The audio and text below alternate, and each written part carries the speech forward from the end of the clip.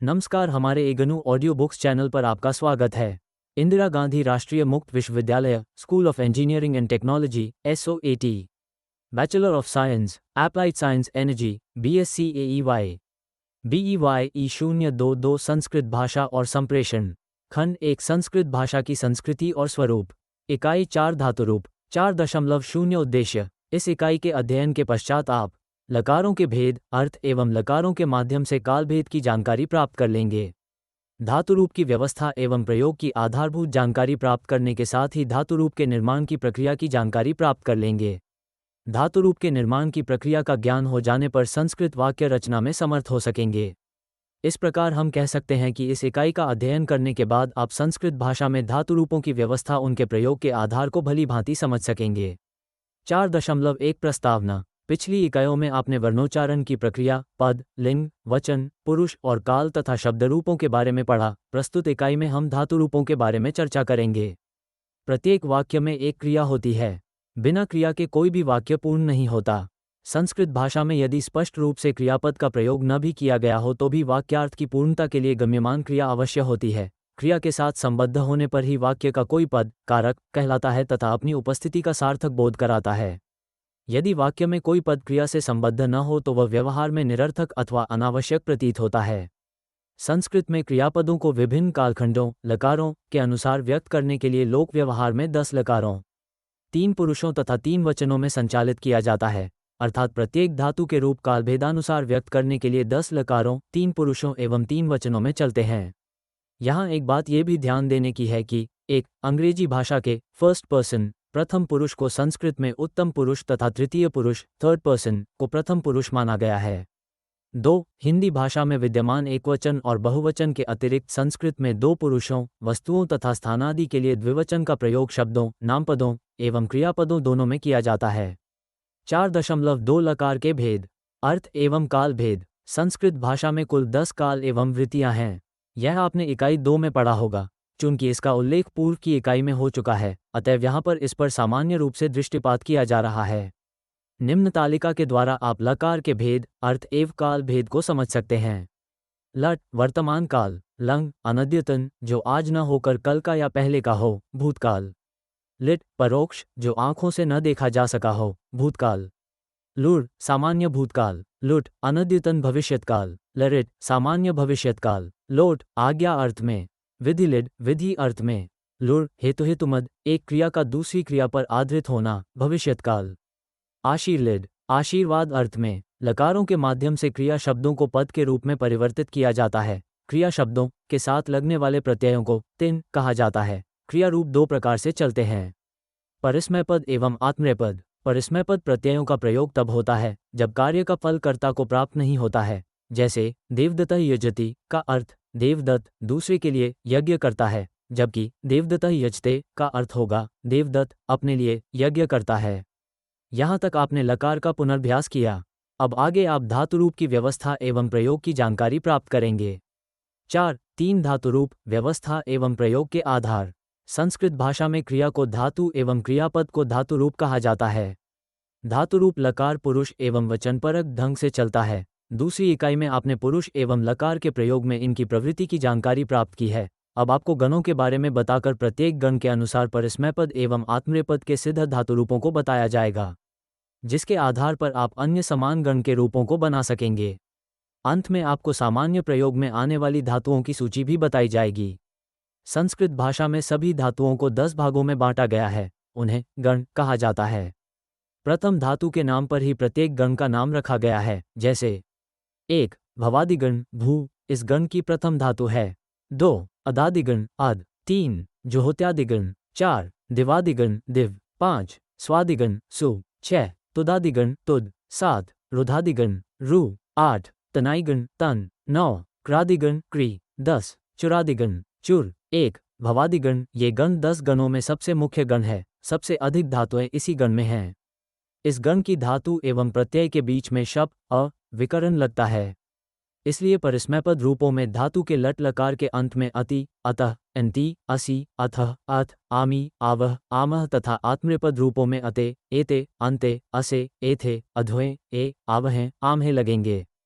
धातु के अंतिम स्वर ई उ री री को तथा उपधा अर्थात अंतिम अक्षर से पूर्व के ई उ री को क्रमशः ए ओ अर गुण हो जाता है। बाद में गुण के ए को ओ को अव हो जाता है, जैसे भू ग्रेटर दैन भर ओ ग्रेटर दैन भवती।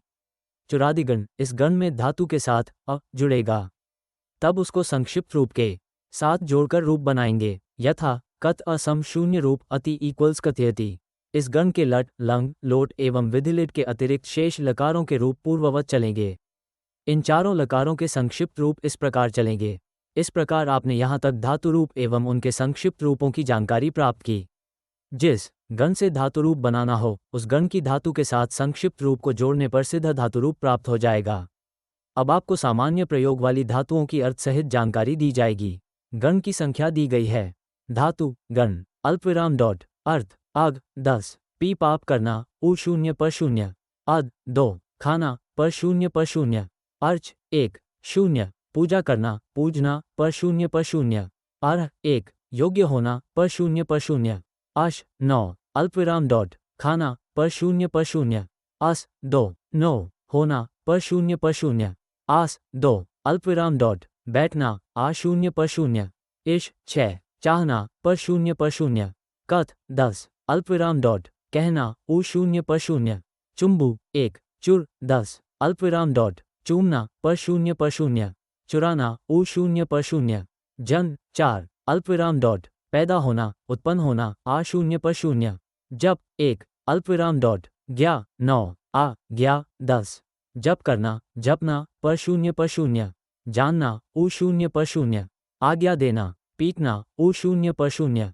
तर्क 10 अल्पविराम डॉट सोचना तर्क करना दंड 10 8 दंड देना दा 1 अल्पविराम डॉट दा 3 दृश्य 1 धृ 1 धृ 10 नंद 1 निंद 1 अल्पविराम डॉट देना पर शून्य उ शून्य पर शून्य देखना पर शून्य रखना उ शून्य पर शून्य धारण करना प्रसन्न होना पर शून्य निंदा करना ले जाना उ शून्य पर शून्य नी 1 पच 1 अल्पविराम डॉट पकाना पट 1 पद 1 पूज 10 प्रच्छर 6 पढ़ना पर शून्य गिरना पूजा करना उ शून्य पर शून्य पूछना पर शून्य माज 10 साफ करना उ शून्य पर शून्य मुझ 6 अल्पविराम डॉट छोड़ना याच 1 मांगना रक्ष 1 रक्षा करना पर शून्य रस 10 अल्पविराम डॉट स्वाद लेना उ शून्य पर शून्य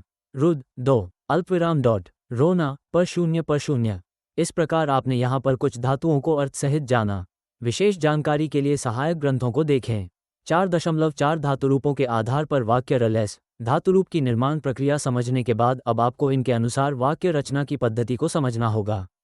यहाँ पर आपको जो रचना प्रक्रिया बताई जा रही है उसके अनुसार आप क्रमशः लकारों के माध्यम से शब्दों के विभिन्न रूपों वचनों को ध्यान में रखते हुए इसकी जानकारी प्राप्त करेंगे। लट लकार यहाँ पर भिन्न भिन्न शब्द एवं धातु रूपों के माध्यम से वर्तमानकालिक लट लकार के वाक्य प्रयोग द्रष्टव्य हैं।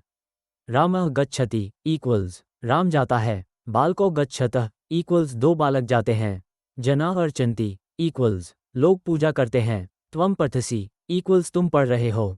युवाम गच्छतः इक्वल्स तुम दोनों जा रहे हो। यूयं पश्यत इक्वल्स तुम सब देख रहे हो। अहम नमामि इक्वल्स मैं नमस्कार करता हूँ। आवाम क्रीडावः इक्वल्स हम दोनों खेल रहे हैं। वयम रक्षामः इक्वल्स हम सब रक्षा करते हैं। 2 लंग लकार सा अलिखत इक्वल्स उस महिला ने लिखा। तो अपत्ता इक्वल्स उन दोनों ने पढ़ा। सवे जनाः अगच्छ इक्वल्स सभी लोग गए। त्वम अहसः इक्वल्स तुम हंसे। युवाम गीतम अगायतम इक्वल्स तुम दोनों ने गीत गाया। यूयम अभ्रमत इक्वल्स तुम सब घूमे। अहम अचित्यम इक्वल्स मैंने सोचा। आवाम अतिष्ठाव इक्वल्स हम दोनों बैठे। वयम बीजानी अवपाम इक्वल्स हम सब ने बीज बोए। 3 लरित लकार रामः गमिष्यति इक्वल्स राम जाएगा। विद्वांसो पाठ्यष्यतः इक्वल्स 2 विद्वान पढ़ाएंगे। जनाः क्रीडशन्ति इक्वल्स लोग खेलेंगे। तया सह त्वं पठिष्यसि इक्वल्स उस लड़की के साथ तुम पढ़ोगे। युवाम आगमिष्यतः इक्वल्स तुम दोनों आओगे। यूयम लेखिष्यत इक्वल्स तुम सब लिखोगे। अहम याचिष्ये इक्वल्स मैं याचना करूँगा। आवाम गमिष्यावः इक्वल्स हम दोनों जाएंगे। वयम रसिष्यामः इक्वल्स हम सब स्वाद लेंगे। 4.5 कुछ कृत एवं तद्धित प्रत्ययों का परिचय एवं प्रयोग।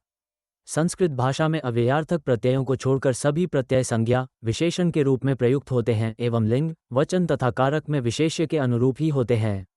ये प्रत्यय क्रिया, विशेषण एवं संज्ञा तीनों के कार्यों के संपादन में सहभागिता रखते हैं। कृदंत कृत प्रत्यय धातुओं अथवा धातुओं के परिवर्तित रूपों में जोड़े जाते हैं। यथा कृ प्रत्यय से कार, कर्त्री, करण, कुर्वत, कृत्वा, कर्तुम आदि। संस्कृत भाषा में मुख्यतः निम्न कृत प्रत्यय है वर्तमानकालिक, भूतकालिक, भविष्यत्कालिक, परोक्षभूतकालिक, लिथ, कृत्य, भावाच्य, कर्मवाच्य एवं अव्ययार्थक। इनमें प्रयुक्त होने वाले प्रत्ययों का विवरण इस प्रकार है। वर्तमानकालिक प्रत्यय क्षत्री, शांच, क्षत्री एवं शांच प्रत्ययों का प्रयोग लट लकार में होता है। इनमें से क्षत्री का प्रयोग परस्मैपदी धातु के साथ एवं शांच का प्रयोग आत्मनेपदी धातु के साथ होता है। इनका प्रयोग करने पर क्षत्री का अत तथा शांच का आन शेष रहता है। 4.6 सारांश। इस इकाई में आपने काल भेद का ज्ञान प्राप्त किया। इसके पश्चात आपने धातु रूप की व्यवस्था एवं उसके संक्षिप्त रूपों की जानकारी प्राप्त की। पुनः आपने धातु रूप के आधार पर वाक्य रचना की पद्धति का ज्ञान प्राप्त करते हुए कुछ कृत एवं तद्धित प्रत्ययों का परिचय एवं प्रयोग की जानकारी प्राप्त की। इस प्रकार यदि आप ध्यानपूर्वक इसे पढ़ेंगे तो निश्चय ही संस्कृत भाषा की आपको प्रारंभिक जानकारी प्राप्त हो जाएगी। धन्यवाद। मिलते हैं अगले वीडियो में अगले पाठ के साथ।